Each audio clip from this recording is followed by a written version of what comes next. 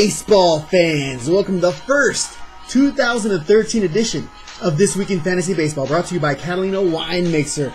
I'm your host, Scorpio. This is the show that you guys have been waiting for. Again, week one of This Week in Fantasy Baseball. New format that we have here this year.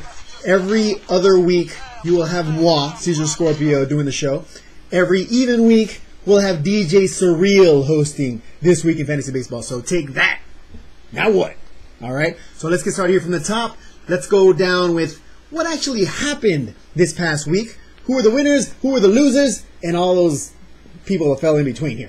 First things first, let's go over the results. Now, week one, we had Champions for Life defeating King Manukes 7-5. We had LA Rock and Rollers falling to Atlanta Mother Effin' Braves 6-4. We had Talent Squad defeated by LA Bombers 6-5. We had Let's Go Cano dominated by Smoke and Mirrors 8-2. Looks like Derek got a little bit of playoff vengeance. We had Surreal Nation fall to Cobra Kai 10-2, and we had Brooklyn Bums defeating Outlaws 6-5. Now, this was a telling of what's going to happen here for the season? Probably not. It's only week one. And of course, Brooklyn Bums and Outlaws are going to meet together at least 2 more times at least. So, some people are saying it's possible that these two aren't even the best in the desert. They say that could possibly be Cobra Kai. Well, Cobra Kai did dominate Surreal Nation here this week, bringing him into one of the top positions here in the actual rankings here this week. So let's actually get started with a little bit of that information. The actual results of the actual standings as we speak fall this way. Number 12, Surreal Nation. Number 11, Let's Go Cano. Number 10, King Manukes. Number 9, LA Rock and Rollers. Number 8, Talent Squad. Number 7, Outlaws. Number 6, LA Bombers. Number 5, Brooklyn Bums. Number 4, Atlanta Mother Effin' Braves. Number 3, Champions for Life. Number 2, Smoke and Mirrors. Number 1, what? Cobra Kai? Cobra Kai number 1? Hey, it's only week 1, people. There's people still batting 400 for crying out loud. Like that's going to last the entire year? Come on, use your noggin. Anyway, let me go off on a couple of things here. First thing is situation here with keeper cost. Not necessarily keeper cost, but the can't cut list. There's usually Yahoo's pretty good about the can't cut list. Can't cut list, legitimate players, unless they go on the DL, then you might be able to cut them. Situation is this. We have Roy Halladay on the can't cut list. The guy has an ERA of 13. Last year his ERA was 4. And we have Cuello, who has an ERA of 2. Last year his ERA was 2. And he won 19 games. And this fool was not on the can't cut list. She's not right about that. Whatever. Now, I just needed to go ahead and let that out there. That was definitely on my nerves. That was bothering me a lot, and I had to speak on that. So I just have. All right? Sorry. Let's go over here on a couple of other things here. Again, there's so much to talk about here in week 1. I don't want to bombard you with everything that's happening. But let's talk about here the matchups for this week. Let's talk about week 2. Now, week 2 has some shaking up to do. And now there's still some losers versus some winners versus some losers, some real head-on. Doesn't happen a whole lot here in week 2. But let me give you the rundown as to who's going after who. We have Champions for Life against Talent Squad. Rock and Rollers versus Cobra Kai. We have King Manukes versus Smoke and Mirrors. We have LA Bombers versus Let's Go Cano. We have Surreal Nation versus Outlaws. And we have Brooklyn Bums versus Atlanta Mother Effin' Braves.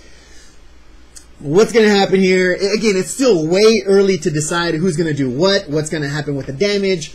But, again, we have to do this show, people. All right? We have to do it. It's being done.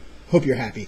Now, what you've all been waiting for, this week's Splain Yourself. Now, this week's Splain Yourself is going to go to the guy who took out the winner of last week in the playoffs last year, but then couldn't finish the deal here in week 1. We're talking about Let's Go Cano's owner, Ryan Jimenez. So let's give this guy, Ryan Jimenez, a call. Now, it's a little late here, this call that I'm making here, but let's see if this guy answers, if he's able to. Let's find out here. Let's go contacts, Mr. Jimenez. Let's go here.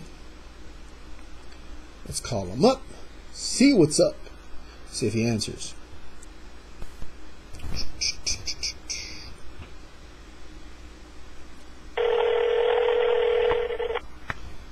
This guy answers here. Really? Won't he? We'll find out.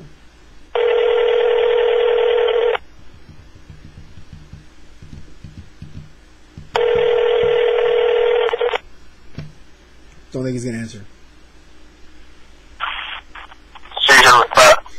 What's up, Rye? Caesar Scorpio here. It took you long enough. Are you serious? I'm dead serious, dude. Sorry about that. I had family visit from Mexico, and I had to be there for him. Sorry about that.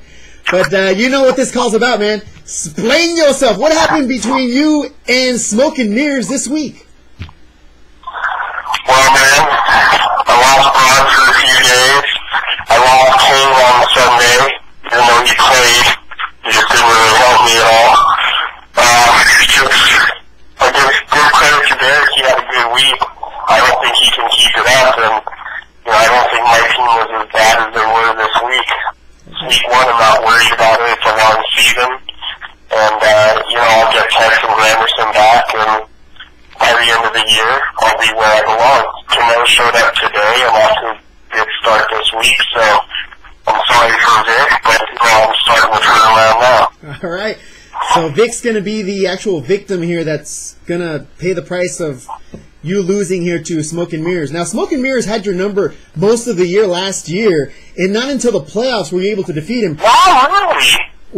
I beat him the first time. Okay, but he had the tiebreaker on you. He was the only guy that had the tiebreaker on you, right? Yeah, he had the tiebreaker on me because he benched his players the first time we played because he knows he couldn't beat me outright. So, that's cool. He had the tiebreaker. Ultimately, it didn't make a difference because his $50 was in my pocket. So, where the perception comes from that he owns me, that's cool, but, I've proven who the better manager is. Shenanigans. Yeah, you called it. Shenanigans. Well, he had to do what he had to do. You had to do what you had to do. You got the W here last year. He's got the better of you so far this year, but again, this was rivalry week. You guys are definitely going to meet each other again later on in the season. Going to be exciting to see what happens here in matchup number 2, dude. All right. Well, thanks for taking my call so late, man. I'll let you get back to it, and hopefully I don't hear from you again on this show in recent weeks. All right. Good luck against Victor, man. Good luck against Victor. All right. Talk to you later. That was Ryan, owner of Let's Go Cano, explaining himself as to what happened here last week in week 1.